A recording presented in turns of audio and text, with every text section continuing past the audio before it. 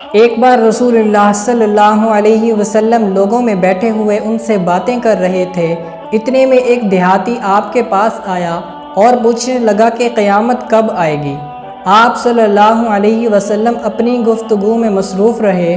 بعض لوگ جو مجلس میں تھے کہنے لگے، آپ صلی اللہ علیہ وسلم نے دیہاتی کی بات سنی لیکن پسند نہیں کی، اور بعض کہنے لگے کہ نہیں بلکہ آپ نے اس کی بات سنی ہی نہیں۔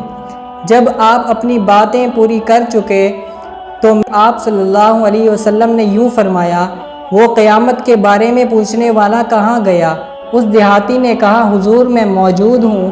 آپ نے فرمایا کہ جب امانت یعنی ایمانداری دنیا سے اٹھ جائے تو قیامت قائم ہونے کا انتظار کر۔ اس نے کہا، ایمانداری اٹھنے کا کیا مطلب ہے؟ آپ صلی اللہ علیہ وسلم نے فرمایا کہ جب حکومت کے کاروبار نالائق لوگوں کو سونپ دیے جائیں تو قیامت کا انتظار کر۔